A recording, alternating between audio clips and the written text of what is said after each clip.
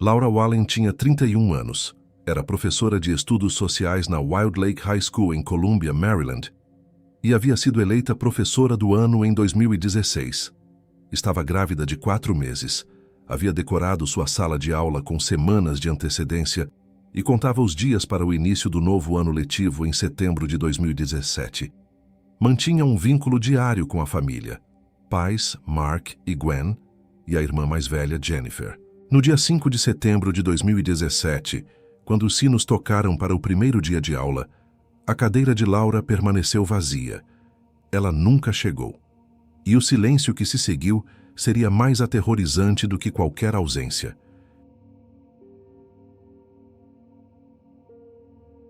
Era terça-feira, 5 de setembro de 2017, e os corredores da Wild Lake High School em Columbia, no estado de Maryland, fervilhavam com a energia do primeiro dia letivo. Mas em uma das salas, a luz acesa iluminava cadeiras decoradas com cuidado e materiais didáticos perfeitamente organizados, esperando por uma professora que jamais chegaria. Laura Wallen, de 31 anos, responsável pelas turmas de estudos sociais, simplesmente não apareceu. Para quem conhecia Laura, aquela ausência soou como um alarme estridente. Ela havia passado semanas inteiras antes do início do ano letivo, decorando pessoalmente cada canto de sua sala e estruturando todas as lições com antecedência. Faltar ao primeiro dia era absolutamente incompatível com seu perfil profissional impecável. A professora substituta percebeu primeiro, depois o diretor. Tentaram contato direto, mas todas as tentativas falharam. A direção decidiu acionar a família Wallen para entender o que acontecia. A ligação, no entanto, revelou algo perturbador. A família, do outro lado da linha, já estava preocupada e tentando localizar Laura há horas. Mark Wallen, pai de Laura, percebeu que a situação havia ultrapassado a fronteira do mal-entendido. Acionou formalmente o Departamento de Polícia do Condado de Montgomery e solicitou uma verificação de bem-estar, conhecida como Welfare Check, na residência da filha, em Olney. Os primeiros oficiais que chegaram ao endereço encontraram algo inquietante. Velas estavam acesas dentro da casa, queimando como se a moradora houvesse saído por apenas alguns instantes. O cachorro de Laura estava trancado no interior, esperando pela dona. Mas Laura não estava em lugar algum, e seu Ford Escape preto, modelo 2011, também havia sumido. A verificação cuidadosa do entorno revelou outro detalhe importante. Não havia sinais de arrombamento, vidros quebrados ou marcas de luta. A porta estava intacta. Tudo dentro da casa parecia em perfeita ordem, exatamente como se a moradora houvesse saído por vontade própria. A única peça fora do lugar naquele cenário era a própria Laura. Diante de tudo isso, os investigadores poderiam classificar o caso como mais um adulto que decidira sumir por algumas horas. Mas o perfil de Laura tornava essa hipótese absurda. Tratava-se de uma adulta independente, sem histórico de fugas, com rotina diária estabelecida, contato constante com a família e uma gravidez de 4 meses em curso. Desde a primeira hora, a ocorrência foi classificada como suspeita. Para entender a magnitude do que estava acontecendo, é preciso conhecer a mulher cujo nome agora aparecia em um boletim de pessoa desaparecida. Laura Elizabeth Wallen havia nascido em 10 de fevereiro de 1986, filha de Mark e Gwen Wallen. Foi criada em Olney, ao lado da irmã mais velha, Jennifer Cotti, com quem desenvolveu desde a infância um laço inseparável. Aos 31 anos, Laura havia construído a vida que sonhava. Tratava o magistério como missão e, em 2016, havia recebido o título de Professora do Ano da Wild Lake High School. Vivia sozinha em sua própria residência em Olney. Era financeiramente independente e mantinha contato diário com pais e irmã. A última vez que havia visto a família pessoalmente fora no dia 1º de setembro de 2017. Mas havia algo ainda mais marcante naquele momento da vida dela. Em julho de 2017, Laura havia descoberto que estava grávida. A alegria foi tanta que ela espalhou fotos do sonograma na geladeira da própria casa. transformando o ambiente em uma celebração visível para qualquer visitante. Contou à família sobre a chegada do bebê, que já tinha nome escolhido, Reed Wallen. O pai do bebê era Tyler Tessier, então com 33 anos. Há aproximadamente uma década, desde que Laura tinha 21 anos, os dois mantinham um relacionamento intermitente, marcado por términos e reconciliações, um sobe e desce contínuo que se arrastava pelos anos. Apesar da instabilidade da relação, Laura apontava Tyler como o pai do bebê e seguia adiante com os planos para a chegada da criança. A imagem de Laura, porém, ia muito além de seu papel familiar e profissional formal. O ex-aluno Saquon Maxwell e dezenas de outros estudantes a descreveriam como uma professora que ia além da sala de aula. Ela dava abraços, motivava jovens em situação de vulnerabilidade e mantinha contato com ex-estudantes muito tempo depois de eles se formarem. Era esse tipo de presença que tornava sua ausência ainda mais incompreensível para todos ao seu redor. Conforme a investigação avançava, Jennifer Cote se tornaria peça fundamental para reconstruir as últimas horas conhecidas da irmã. Ela relatou aos detetives que no sábado 2 de setembro, Laura havia enviado mensagens animadas, dizendo que Tyler a estava levando para uma aventura pelo interior do Maryland. Pelo tom empolgado, Jennifer chegou a imaginar que poderia tratar-se de uma proposta de casamento. Naquele mesmo sábado, Laura enviou à irmã uma fotografia de um campo aberto e arborizado onde estava com Tyler. A imagem mostrava um cenário tranquilo de área rural, e nada nela parecia preocupante naquele momento. Mas aquela fotografia se revelaria mais tarde de importância crucial para a investigação. No domingo 3 de setembro, as mensagens entre as irmãs continuaram. Desta vez, porém, o tom havia mudado. Laura disse não estar se sentindo bem e contou que ainda não havia ocorrido nenhum pedido de noivado durante o passeio. A empolgação do dia anterior havia dado lugar a um certo desânimo, ainda dentro da normalidade. A virada veio na manhã de segunda-feira, 4 de setembro. Jennifer recebeu uma mensagem que destoava completamente do estilo da irmã. O texto afirmava que Laura estaria 95% certa de que o pai do bebê não era Tyler, mas sim seu ex-namorado Antoine. A bomba veio sem qualquer contexto, jogada de forma fria em uma simples mensagem de texto. Para Jennifer, a coisa toda não fazia o menor sentido. A mensagem trazia múltiplos sinais de inautenticidade. O nome Antoine estava grafado errado como Antoine, algo que Laura jamais escreveria. Além disso, Laura não tinha contato com esse ex havia mais de 2 anos.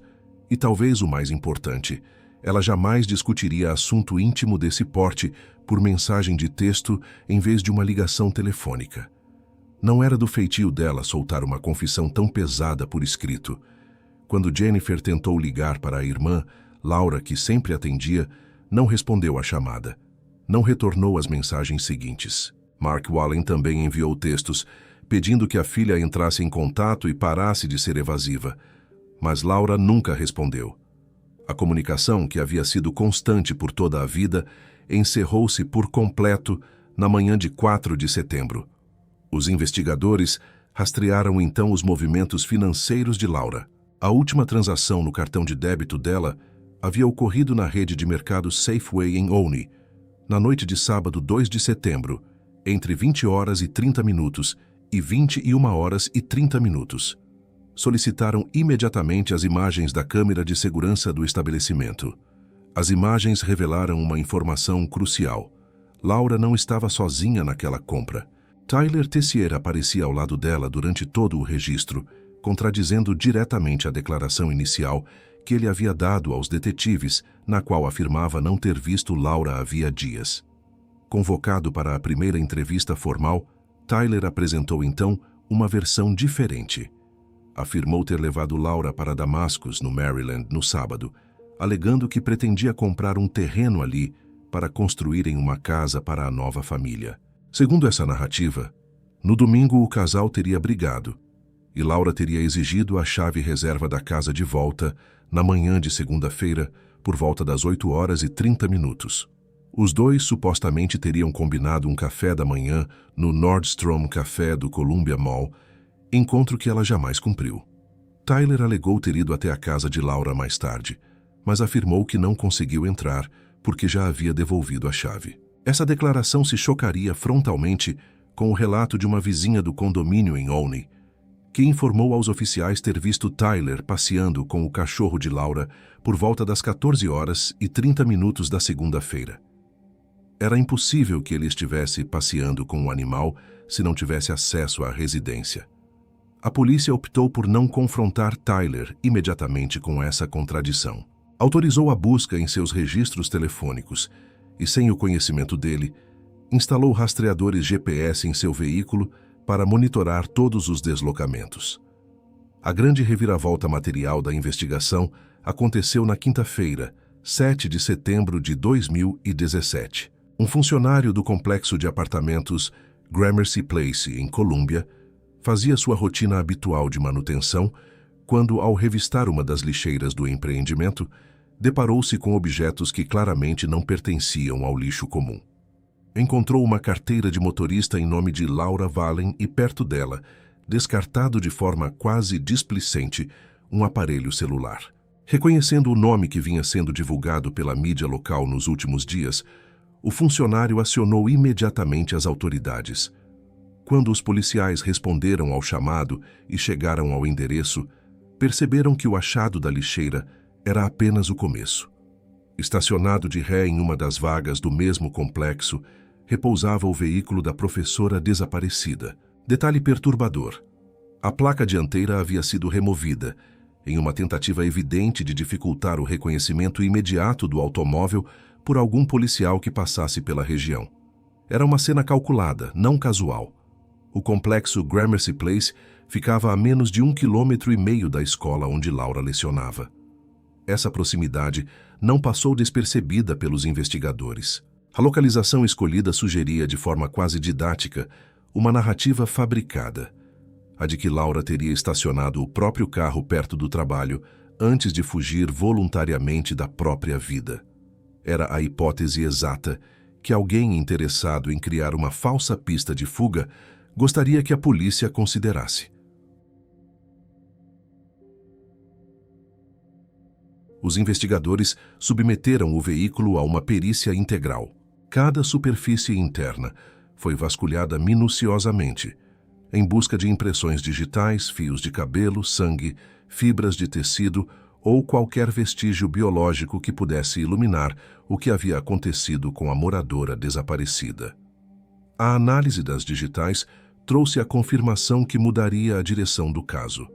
Como esperado, as digitais de Laura estavam por todo o automóvel.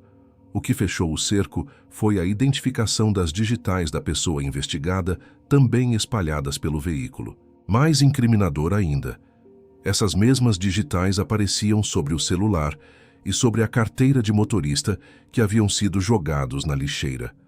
Enquanto a perícia avançava em silêncio, do lado de fora, a comunidade se mobilizava com intensidade crescente. Voluntários, ex-alunos e moradores de Columbia se uniram em torno da família. Saquon Maxwell tomou a frente e organizou um grupo de mais de 20 pessoas que percorreu os bairros de Olney e arredores, distribuindo panfletos com o rosto da professora desaparecida, batendo de porta em porta, conversando com vizinhos e pedindo qualquer informação que pudesse ajudar.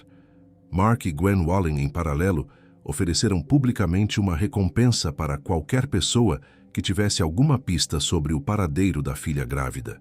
Enquanto a perícia trabalhava sobre os objetos físicos recuperados, outra equipe avançava sobre o telefone e o computador da professora. As mensagens de texto encontradas pintavam um retrato muito diferente daquele que a família imaginava. A relação aparentemente sólida entre Laura e o investigado se revelava, na verdade, um ciclo tumultuado de uma década, marcado por sinais claros de que ele jamais havia colocado a parceira como prioridade na própria vida. Mark Wallen, ao ser questionado sobre essa nova leitura, confirmou aos detetives o que sentia há anos. Em todo aquele período de relacionamento, o suspeito jamais havia comparecido a datas importantes da família. Não aparecia em jantares de ação de graças, sumia no Natal, nunca participava das viagens, evitava aniversários. Para o pai da vítima, sempre houve algo estranho naquela relação, mas a filha defendia o parceiro e seguia em frente. Cruzando contatos pessoais e listas de conhecidos do investigado, a polícia chegou a uma descoberta que desorganizava por completo a versão oficial dos fatos. Desde o ano de 2012, o suspeito mantinha um segundo relacionamento paralelo. Vivia junto, sob o mesmo teto, com outra professora chamada Christina Wagner, sem que a vítima tivesse pleno conhecimento dessa convivência simultânea. Para sustentar essa estrutura dupla por tantos anos, ele havia construído uma rede de mentiras cruzadas. Para Laura, descrevia Christina como uma perseguidora obsessiva e instável, uma figura desequilibrada que ele queria manter longe de si. Para Christina, fazia o oposto. Pintava a vítima como uma mulher esquizofrênica, uma ex-namorada tóxica que insistia em sabotar sua vida. A camada mais cruel desse esquema apareceu em julho de 2017, quando Mark Wallen ouviu rumores sobre a outra mulher e foi confrontá-lo em um shopping, exigindo saber quais eram suas intenções com a filha grávida. O suspeito tirou do bolso um anel e jurou que pediria Laura em casamento. Naquela mesma noite, sem qualquer pudor, usou o exato mesmo anel para fazer um pedido de casamento a Christina. As duas mulheres receberam, em horas próximas, a promessa de que seriam a única escolhida. Com Christina, ele havia ido ainda mais longe. O casamento dos dois estava marcado para o ano de 2018, com data prevista para apenas um mês depois do nascimento do bebê esperado por Laura. Era um cálculo frio que organizava o casamento oficial logo após o parto da outra parceira.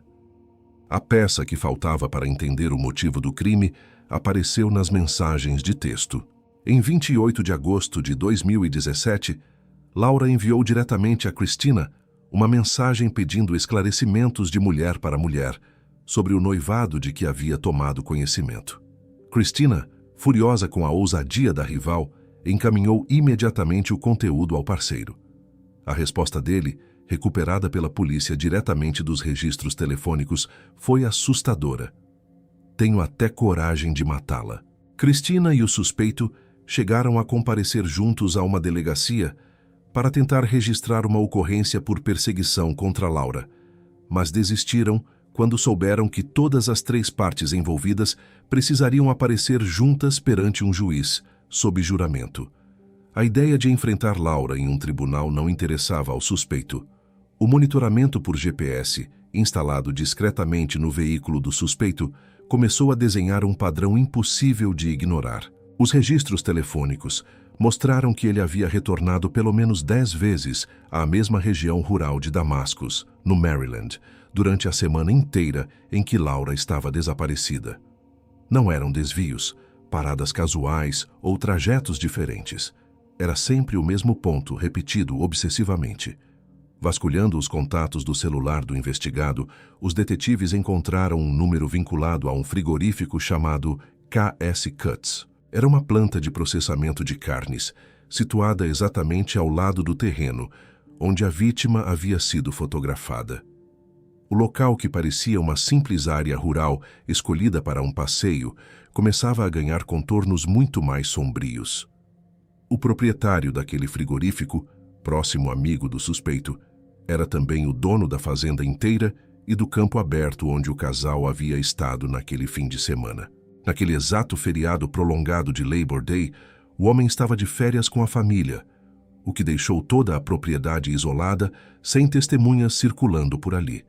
Era uma janela perfeita de privacidade para qualquer um que conhecesse o terreno.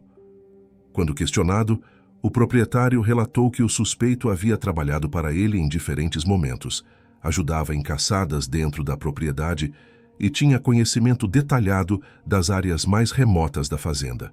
Sabia inclusive de trechos acessíveis apenas por veículo 4x4, a quase 2 quilômetros da estrada principal, onde dificilmente alguém pisava. O detalhe que selou a teoria veio em seguida. Durante o feriado, o suspeito havia ligado para esse amigo pedindo permissão para acessar o cofre da propriedade. Dentro daquele cofre estavam guardados 4 rifles calibre .22, todos com munição disponível. Uma arma, um terreno isolado, uma janela sem testemunhas e um conhecimento geográfico exclusivo. Para complementar a teia, os investigadores descobriram que, na noite de domingo, 3 de setembro, ele havia procurado amigos pedindo carona para Baltimore, dizendo que precisava de ajuda para limpar uma bagunça. O primeiro amigo recusou. O segundo aceitou, mas foi instruído por ele a mentir, caso alguém perguntasse sobre aquele trajeto. Em 11 de setembro de 2017, os investigadores resolveram aproveitar o palco da imprensa contra o próprio suspeito. Orquestraram uma coletiva cuidadosamente armada para forçá-lo a aparecer em público ao lado dos pais da vítima, em frente às câmeras. A família Vallen, mesmo já sabendo das suspeitas que recaíam sobre ele, colaborou integralmente com o plano. Mark e Gwen sentaram-se ao lado do investigado e chegaram a segurar sua mão durante o pronunciamento, em um gesto de aparente solidariedade que escondia o cerco em curso. Diversos investigadores experientes assistiram à coletiva, atentos a cada microexpressão, a cada contradição verbal, a cada gesto que pudesse trair o suspeito quando confrontado pelas perguntas dos repórteres.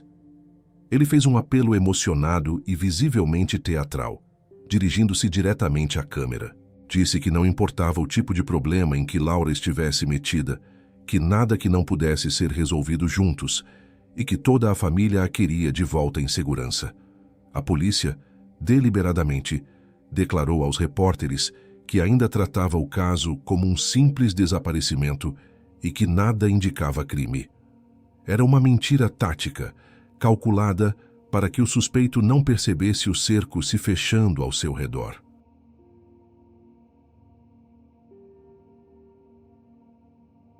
Enquanto as câmeras o filmavam, equipes inteiras da polícia, com cães farejadores de cadáveres, iniciavam silenciosamente a varredura nos campos da região rural em Damascus. A coletiva foi um divisor de águas. Entre 5 e 11 de setembro, o suspeito foi reentrevistado várias vezes. Em cada nova sessão, sua versão dos fatos mudava de forma significativa, atropelando aquilo que ele mesmo havia afirmado dias antes. Era um padrão que os investigadores rapidamente catalogaram. Confrontado com o fato de que suas digitais haviam sido encontradas tanto no celular quanto na carteira descartados, ele abandonou a versão da briga e do café da manhã marcado e passou a alegar que Laura teria se metido em problemas sérios e que ele apenas tentava ajudá-la. Foi nesse momento que apresentou aos detetives uma das histórias mais grotescas de toda a investigação. Afirmou que o bebê não era seu, mas resultado de um caso da vítima com um aluno da própria escola onde ela lecionava. Chegou a sugerir, sem qualquer prova, que esse suposto aluno tinha apenas 13 anos. Segundo essa nova fabricação, ele teria removido a placa dianteira do veículo, descartado o celular e a carteira de motorista e estacionado o automóvel perto da escola para dar vantagem a ela, permitindo que fugisse de casa em paz para refletir sobre o problema.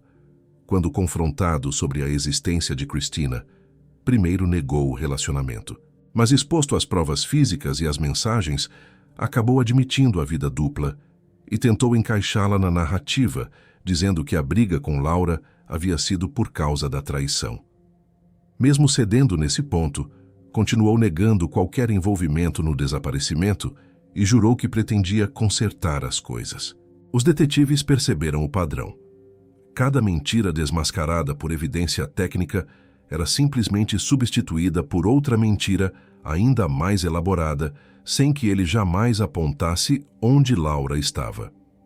Em 13 de setembro de 2017, 2 dias depois da coletiva, com mandados de busca devidamente emitidos, os investigadores entraram oficialmente na propriedade rural, uma área de várias hectares formada por bosques fechados e campos abertos. Seguiram com cuidado marcas de pneus que se afastavam por quase 2 quilômetros da estrada principal, até chegarem ao canto traseiro de um dos campos. Ali, encontraram uma área de solo recém-revolvido, sutilmente diferente do restante. Os cães farejadores de cadáveres da equipe de buscas e resgate sinalizaram positivamente sobre aquele solo. Um pedaço de tecido roxo despontava da terra, batendo com a descrição do chale ou colete que a vítima usava no último registro fotográfico dela, em vida. Ao escavarem a sepultura rasa, de aproximadamente 3 metros por 30 centímetros, os investigadores encontraram o corpo de Laura Vallen, vestido com as mesmas roupas da fotografia que ela havia enviado à irmã. O laudo necroscópico inicial determinou que ela havia sido morta por um único disparo na nuca, na parte de trás da cabeça, executado com um rifle calibre .22. O projétil havia atingido diretamente o tronco encefálico, causando morte praticamente instantânea. O fragmento recuperado estava tão danificado que não pôde ser confrontado balisticamente com nenhuma arma específica, e os 4 rifles guardados no cofre da fazenda jamais foram recuperados. Os promotores construiriam, mais tarde, uma tese devastadora sobre o método. O modo do disparo coincidia exatamente com a forma como o suspeito havia abatido centenas de animais dentro do frigorífico ao longo dos anos. Um disparo na base do crânio, técnica clássica de execução de gado. Os investigadores também identificaram que, para escavar a sepultura, ele havia usado uma skid loader, uma mini pá carregadeira da própria propriedade, e queriam que o júri visse pessoalmente o local e o equipamento. No mesmo dia 13 de setembro de 2017, às 17h30, poucas horas depois da localização do corpo, o Departamento de Polícia do Condado de Montgomery efetuou a prisão formal do principal suspeito. A acusação foi imediata: assassinato de Laura Vallen. Confrontado com o laudo que comprovava o disparo na nuca, ele inventou ainda mais uma história, talvez a mais absurda de todas. Alegou que homens afro-americanos armados haviam invadido a casa da vítima no domingo à noite, sequestrado os dois e levado o casal até a região rural onde o corpo foi encontrado. Segundo essa fabricação, os invasores teriam matado Laura à força e teriam poupado a vida dele apenas porque ele teria implorado pela própria sobrevivência. Os investigadores rejeitaram a narrativa de imediato, quando expuseram a ele todo o vínculo profissional e pessoal que mantinha com o dono da propriedade e o conhecimento que tinha do terreno. Ele mudou novamente a versão. Passou a afirmar que os dois haviam discutido, que ele teria empurrado Laura, que ela teria caído e batido a cabeça com violência. Pensando que estava morta, teria enterrado o corpo no campo. E emendou um detalhe macabro à confissão. Após o sepultamento, teria batido a dúvida sobre se ela ainda estaria viva, agonizando sob a terra. Por isso, teria desenterrado o corpo e dado o disparo na cabeça como um suposto ato de misericórdia. Em outra variação registrada pelos detetives, ele alegou que Laura o teria atacado com uma tesoura dentro de uma cabana e que teria morrido durante a queda na confusão. Versão que também desmoronou diante do laudo necroscópico. Os advogados de defesa tentaram suprimir essas declarações dos autos, mas a confissão sobre o disparo havia sido feita voluntariamente, sem coação, e teve de ser aceita como prova válida. A promotoria acumulou ainda outras acusações, além do homicídio: obstrução da justiça, adulteração de provas e prestação de falsas declarações. Pela legislação do Maryland vigente naquela época, ele só pôde ser acusado pela morte de Laura e não pela do bebê Reed, já que o Estado não considerava o feto como vida viável fora do útero. O acusado foi mantido em custódia, sem direito à fiança, no centro de detenção do condado de Montgomery, aguardando o julgamento marcado para setembro de 2018. A promotoria, liderada pelo procurador-geral do condado de Montgomery, John McCarthy, dedicou um ano inteiro à preparação do caso. A linha que pretendiam apresentar ao júri era a de uma execução premeditada e, por isso, buscariam a pena máxima prevista: prisão perpétua sem direito a condicional. A teoria final dos promotores construía um quadro coerente, encaixando todos os elementos descobertos. Após a vítima confrontar a outra parceira do acusado por mensagem, ele teria percebido que sua sorte estava prestes a se esgotar. Planejou friamente eliminar Laura no feriado prolongado, sabendo que tanto a outra mulher em viagem quanto a família da vítima também viajando, estariam ausentes naqueles dias decisivos. A defesa, por sua vez, pretendia contestar durante o julgamento se a morte do bebê Reed deveria ou não ser imputada ao acusado. Era uma discussão que ficaria para ser decidida em plenário, diante do júri. Em 6 de setembro de 2018, exatamente um ano depois das acusações formais, na manhã prevista para as declarações de abertura do julgamento, ele acordou na cela às 4 horas da manhã. Tomou banho, vestiu-se e foi servido o café da manhã às 4 horas e 45 minutos, exatamente como qualquer outro detento que se preparava para o tribunal naquele dia. Às 4 horas e 55 minutos, durante uma janela de aproximadamente 10 minutos, entre as verificações de cela rotineiras, um agente penitenciário fez a ronda e o encontrou enforcado. Havia amarrado um lençol ao beliche superior. Estava sozinho na cela, em uma ala que abrigava apenas mais 15 detentos. Deixou 5 cartas, todas indicando que a decisão de tirar a própria vida vinha sendo planejada havia algum tempo. O conteúdo desses textos e os destinatários jamais foram divulgados publicamente. O exame toxicológico realizado em seguida não identificou qualquer substância estranha em seu organismo, confirmando que a morte foi consequência direta do suicídio. Os promotores, ao tomarem conhecimento, classificaram-no publicamente como psicopata e covarde. John Cote, cunhado de Laura, declarou com amargura que o cunhado nunca apareceu para nada importante em 10 anos e que não havia razão para esperar que aparecesse no tribunal naquele dia.